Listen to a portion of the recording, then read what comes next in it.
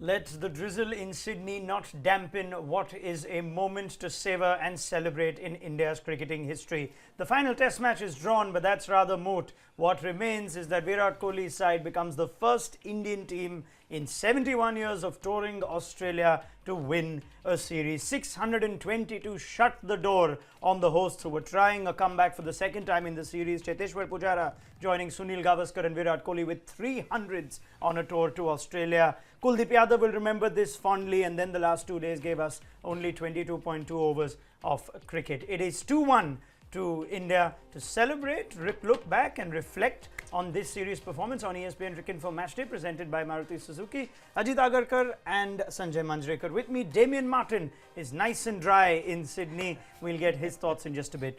The achievement, let's start with that. Sanjay Manjrekar. Yeah, very embarrassing record for India. 47 was the first time they went to Australia. So 71 years, no win in Australia. So it was something that India had to contend with for a long time. That's all done and dusted. Let's hope it doesn't take them another 71 years to win another series, which won't happen. But it was one embarrassment that's out of the way. You know how much just victory in a test match in Australia felt, how sweet it felt. That your own contribution led to it was even better. But the series win, regardless of opposition times and whatnot. Yeah, I mean, Sanjay just mentioned, 71 years, and a lot of those years, you never looked like you were winning in Australia, let alone, having a chance. A lot of the times you went there, okay, you tried to compete hard, you hoped things went your way, but Australia was just far superior. And then to go on, we've had one drawn series in the last 2 or 3 series at 2003-04, but apart from that, Australia has usually thumped India. So yeah, it's a special achievement. I mean, India's played well throughout that test series. They've played well on previous tours, but not enough, and this time they've outplayed Australia, whether it's batting or bowling. Let's be fair, I'm not talking about this in relation to other series wins that India have had. But in spite of all the questions around Australia, India have travelled many times to countries where there have been questions on the host team, and India have still not been able to rise above and tick their own boxes. This remains a significant achievement regardless of which Australian side is in front of them, Sanjay? What's happened in this series is that Australian batting has been at its lowest step. It's never been worse. And India's bowling quality has been the highest. India's bowling attack has never had 4 world-class bowlers, all capable of taking wickets, 5 wickets at that. So it's a very bad combination for a contest. And that's the reason that India's won the series. India had their own batting issues. Yes. But those were solved by one gentleman, Pujara, in the first test match. Virat Kohli also joined in, and then later on everyone fed from that dominance. Okay, let's go to Damien Martin. Damien, I heard Tim Paine's words, and of course he was just conceding that there was a better team on display. But how do you rate this achievement? Given everything known about this Australian side, how much better were India? Way better, and I think it doesn't matter what team they're playing. Huge achievement to win away a test series, and much like Australia for us, it was trying to win India. We hadn't won India for a long time, and that was a huge achievement. Whether it was going to England and Ashes, the big one for Steve Raw and us was going over and playing conditions which were foreign to us and then trying to win. I think that's how big the achievement is here. India, it's been 70 plus years, have come here and won outstanding. From the batting to the bowling, all departments have outplayed Australia. All right, let's go to our 5 reasons why and sum it up for this entire series. It's gone India's way, and we've got 5 reasons why that I'm going to make Ajit, Sanjay and Damien dwell on. I'm going to start with you, Damien. Australia's batting failure has to come at the forefront. As much as it is India that have won this series, we can't undermine Australia's batting failure.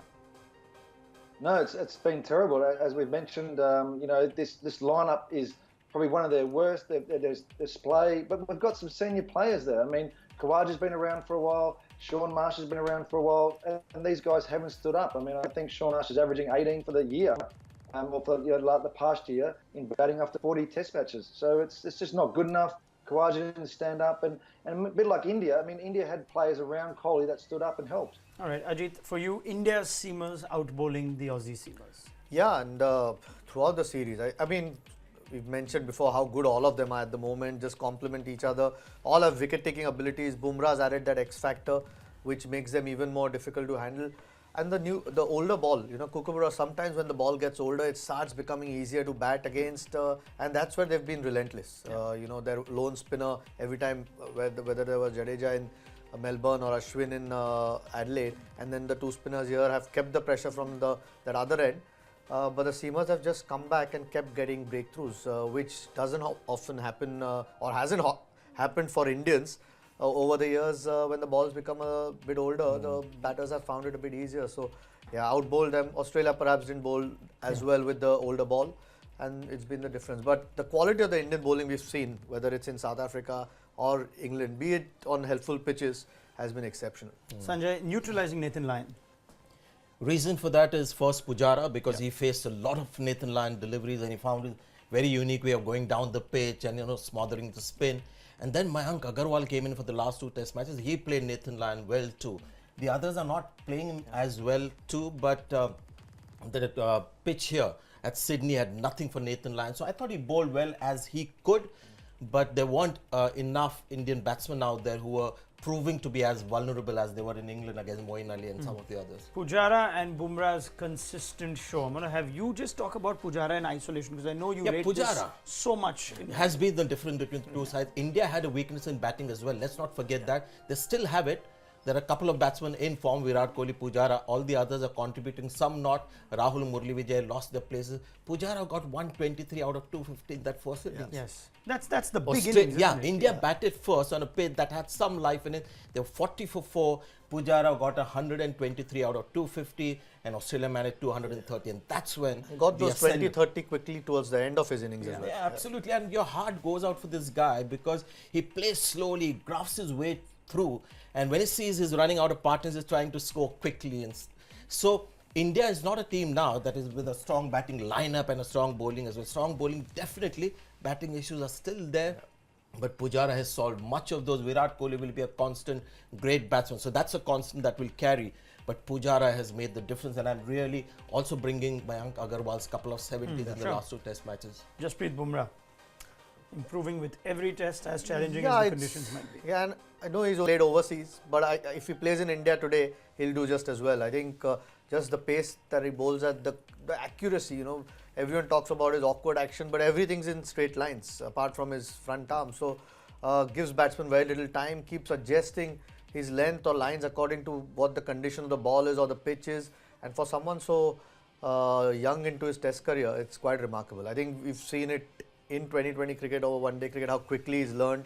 A lot of first-class cricket to fall back on before playing for India. So, yeah, that's the X factor sometimes you need if you want to go and compete overseas in series and winning a series. I think that's even in Melbourne when suddenly Australian batting started to look a bit better. Just comes and gets some important wickets. And Shami wasn't far behind. We have Pujara and Bumrah. The Shami wasn't far behind. Ishan Sharma as well, proving to be a very good support bowler. He never released the pressure created by Bumrah and Shami. The fitness, the fitness is again remarkable. 4 tests to go. You never saw the level drop. You can always get a little bit tired. I'm sure the bodies are battered at this stage of all fast bowlers, but it never looked when they were bowling. And also with Virat as captain, that's something that you never see with this team. So that is one great quality that he has. He has a few weaknesses like all of us, but he just keeps the spirit in the field very high. I don't think there will be place for any player to just drop his shoulders because Virat is on the field. They cannot afford to do that. That's where I think the Australian leadership may have had something to do as well with how the series panned out. One more thing Virat Kohli did right was win more tosses. How much of this toss factor that enough people are talking about now? We've written in detail on our site, Damien, about how tosses tend to dictate the results, especially in overseas tests. India have had the better luck of the coin, but how much of that has made a difference for you? I think India is still the best side anyway. I mean, yes, I like the toss. I know, there's probably varying views on the toss, but you do have a chance bowling first, as well. I mean, the first session on the first day of a test wicket, there's life in that wicket as well. I mean, maybe wickets need to get better as well from the curators, but you're still a chance. I mean, I played test matches batting first in Australia, like at the Gabba, we're 4 down at lunch, so there's that opportunity for the bowling team as well. All right, let's get more into detail of the conversation, get into details of these reasons that we've mentioned. I think we start with Australia's batting.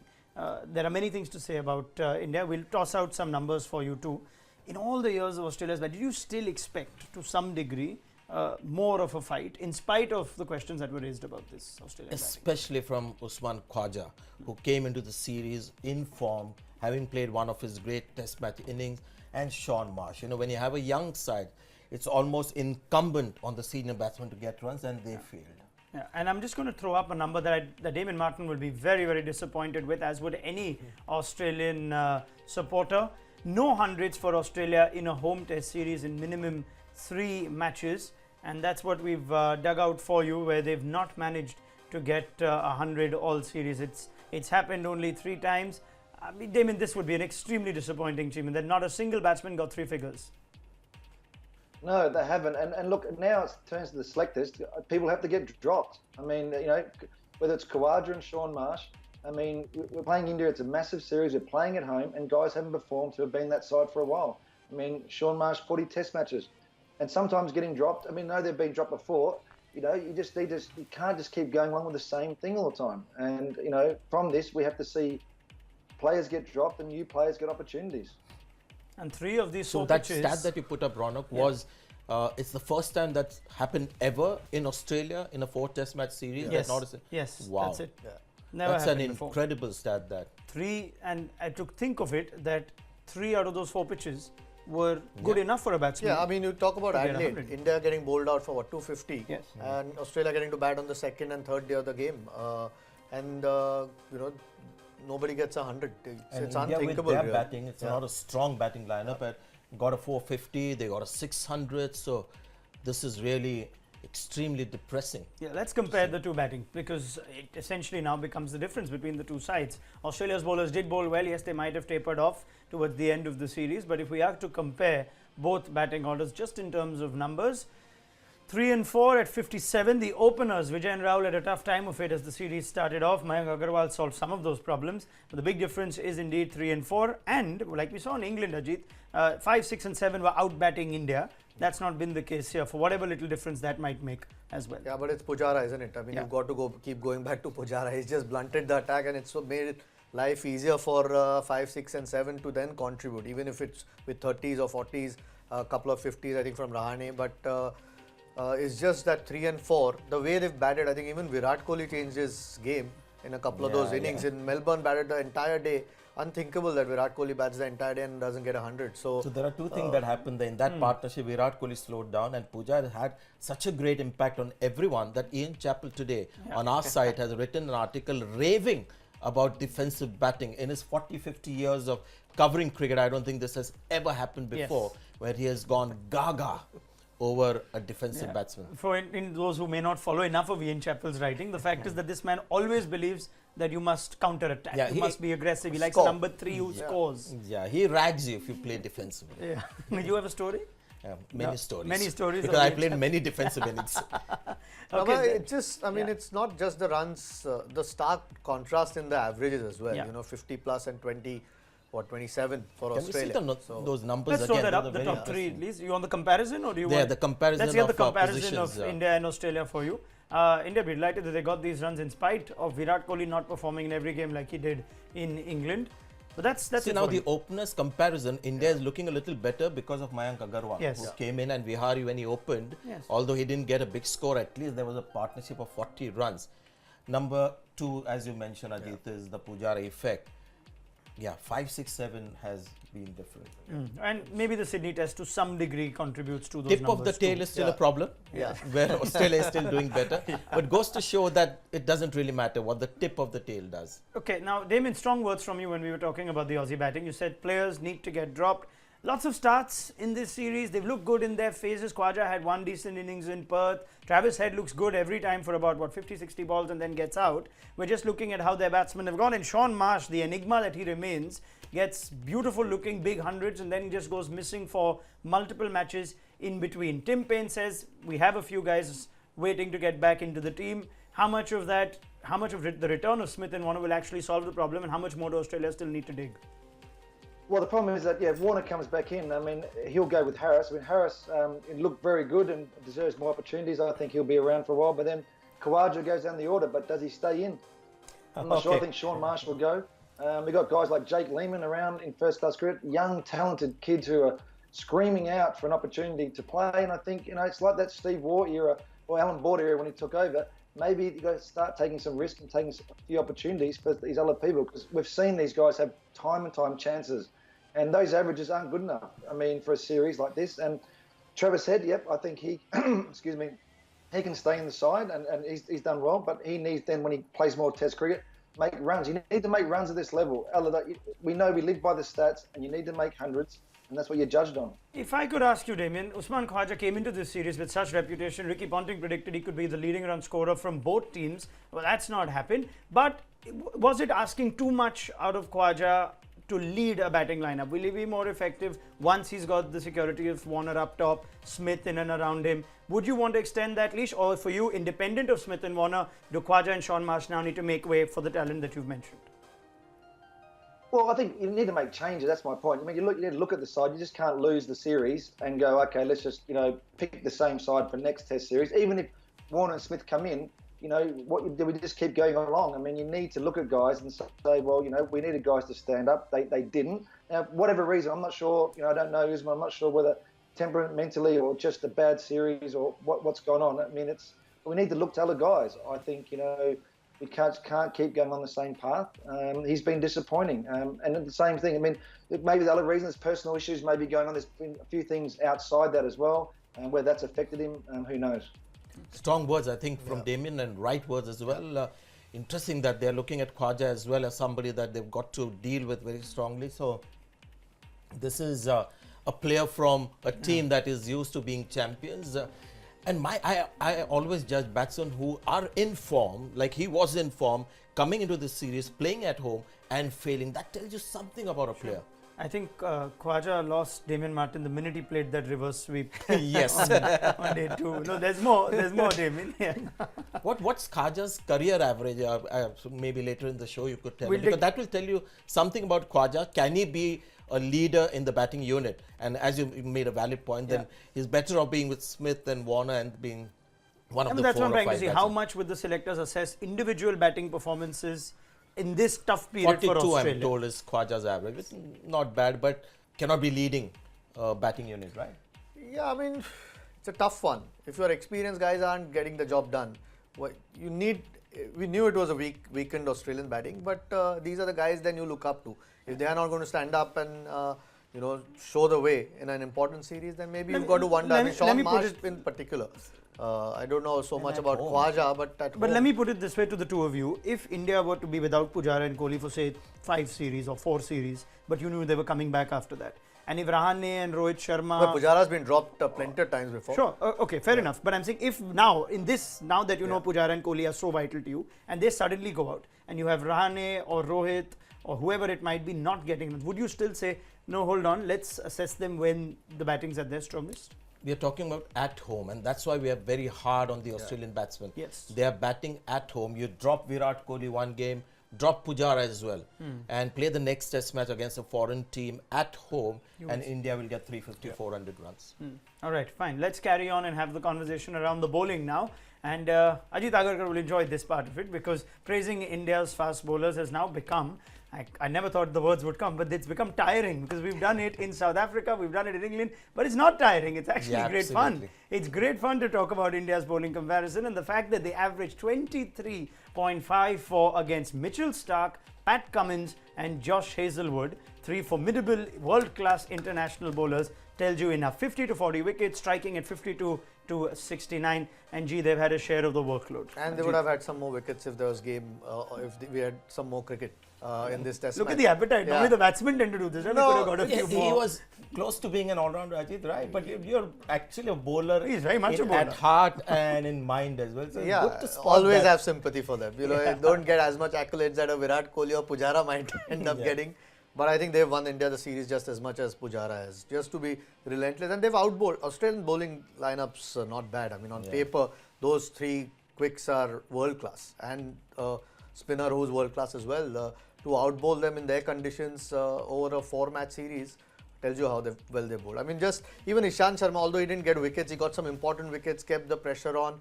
And Bumrah and Shami were just exceptional. What about Umesh Yadav? The one test that he played, he did create an impact. Which kind of impact? Winning or losing impact? Sanjay was on TV at that point. Winning or losing impact? The other thing is, on a serious note, is He doesn't forget Umesh Yadav. Yeah. Yeah. Because whenever you're next to me, I Both see, of you let I go see- poor Umesh Yadav at this I point. see Ajit Agarkar and then I see a halo of Umesh Yadav behind. You're going to Anyway, make a serious point. India-England series, on a serious note, India actually outbowled England fast bowlers on pace. India were quicker Yes. than England. But this is what is more, satisfying. And let's talk a little about fitness. Amount of workload these guys have had. They've bowled throughout South Africa, England, yet well managed in the middle of that, or yet takes a lot out of. This has not been as easy as England No, and and South especially Africa. when Australian wickets tend to get a lot harder, so the impact on your body is that much more as the game goes on. The more overs that you bowl, second innings, if you're bowling, every time you land, Takes more out of your body. There's a lot more stress on your body, whether it's your knees, your back. England, you would think lesser. Sometimes it doesn't harden up as much. Plus the footholds, you could see a lot of bowlers. Even the Aussie bowlers wanted to get the footholds right because it tends to mess around with your ankles, your knees. To do that 4 tests, I mean, Shami's just impressed me. I think there's always question marks about how it goes a little bit hot and cold as the series goes on, whether it's to do with fitness or just rhythm. I don't quite know, but just ran in every time. Bumrah's again, first real test for Bumrah. He just played 3 tests in England, didn't play the first 2. So Yes. to play 4 tests and bowl with the same sort of intensity and quality is a real positive for India. It's a nice coincidence that Ishant Sharma and Mohammad Shami are not considered for T20s and 50 overs cricket. So they play less international cricket. Yeah. So Bumrah has been the star with the workload. He's also a key IPL bowler for his franchise. So he does a lot of bowling, and despite that, showed his class there. So Ishant Sharma doesn't play any 50 overs cricket, hasn't played anything. T20 internationals as well. He was lucky to get picked this time in the IPL. So they are only bowling in test matches. Mohammad Shami as well hardly plays in the IPL. So when you talk about workload, it's only Bumrah who's been carrying a lot. The others, the spinners, is it a workload on the spinners? I wouldn't imagine so. I think Ashwin's sometimes you've got to wonder. He bowled so well in that first inning. Felt whether he picked up an injury in the second innings, you don't know. But he definitely looked a little bit It's flatter the in that second second overseas innings. series in a row now, where he started Where very it well. seems to puts get a to lot about- into the first 50 test. odd overs I think in the first innings. That's something I'm sure he'll be looking at as well. But it's brilliant to be, seeing Indian cricket. I'm glad I'm still around to see Indian cricket where its bowling strength is talked about. I played in an era where I used to admire Pakistan as a team because they had a great bowling attack. Wasim, Waqar, Imran, and they had a leg spinner of quality. And I used to always feel, let's have a bowling attack like Pakistan and we'll win more matches. When Dravid retired, people wondered who will be the number 3 batsman. I said, let's have 3 world-class bowlers and we might win more matches than when Dravid was in the team. Now we've got Pujara at number 3 and we've got 4 world-class bowlers playing at one time.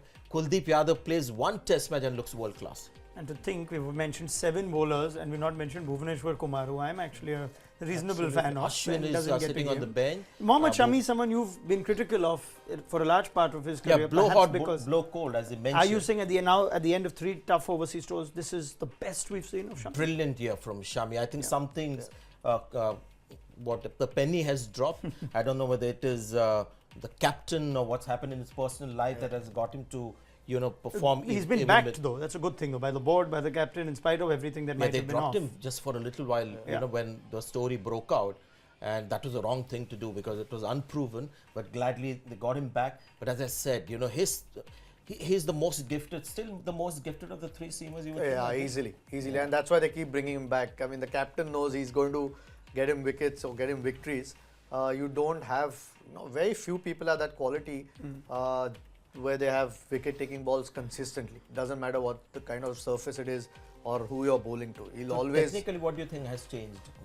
Not much. I think fitness is a huge part of what Shami's not been, at least early part of his career, Yeah. known to be He one of does the pick fitter something guys. up, I think that's probably helped him bowl longer. But like you said, something's changed in his head more than anything else because the effort in this format series was consistent.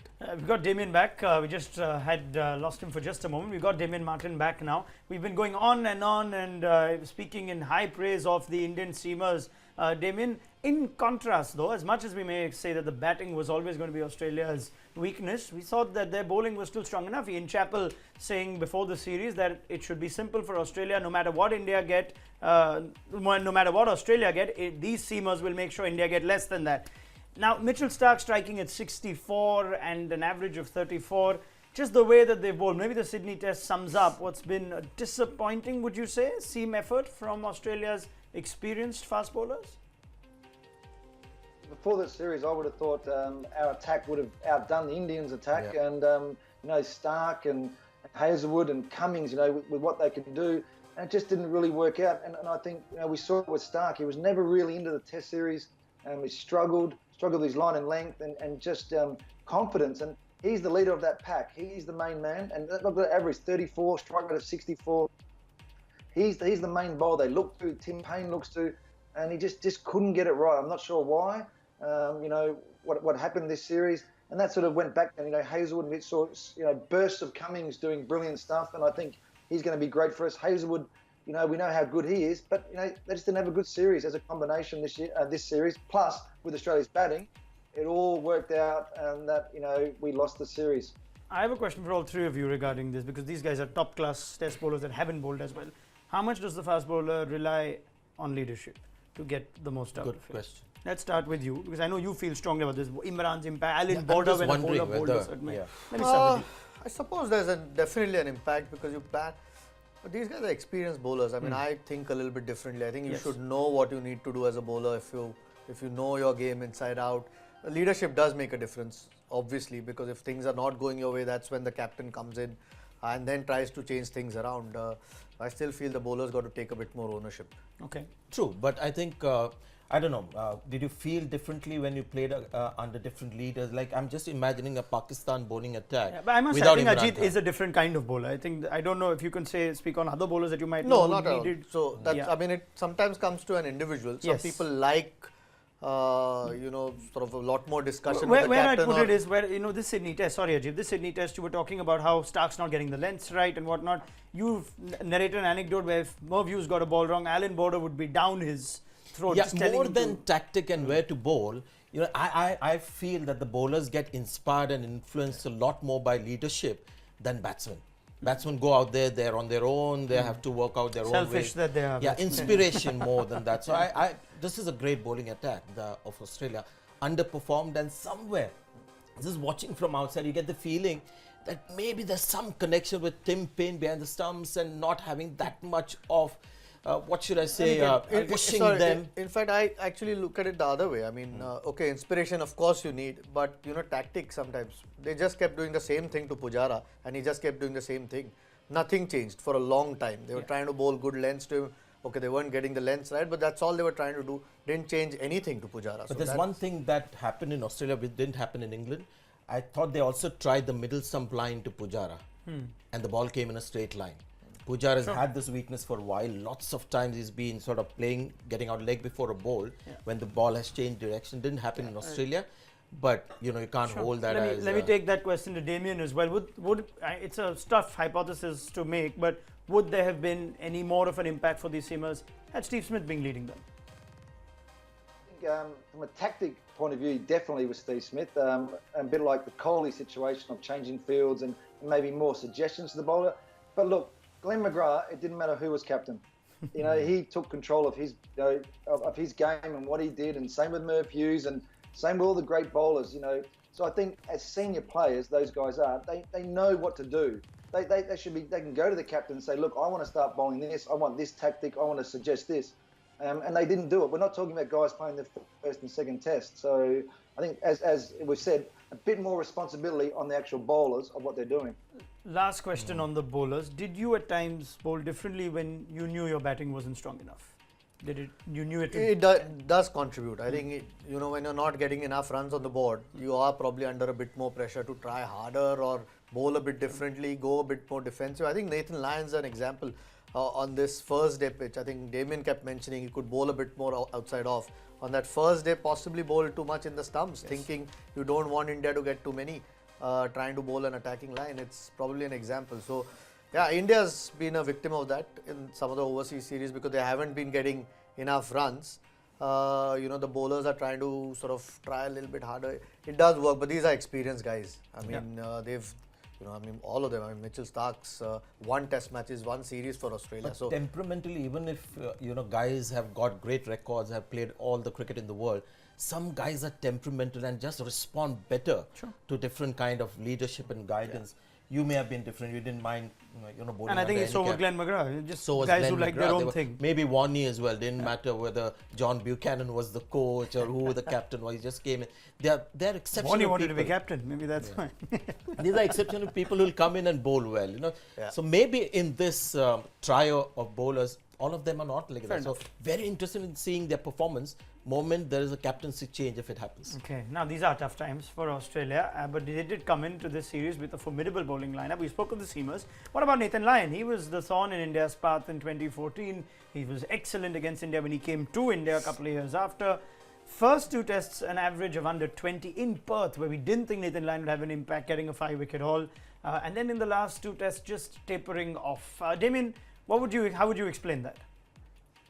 I think the Sydney Test match, I think for the finger spinners was hard work. It was slow and not bounce. He likes to bounce. I think in Perth, he got a lot of wickets, as we mentioned before, with not really a turning ball. taking the outside edge, sort of arm balls and that. So, I mean, he didn't perform every Test match, but at least he outperformed the yellow bowlers in a way and gave us a chance at times. So he's been a great performer over time for Australia. But yeah, he's mentioned Melbourne and Sydney, just didn't quite get it right and step up to it.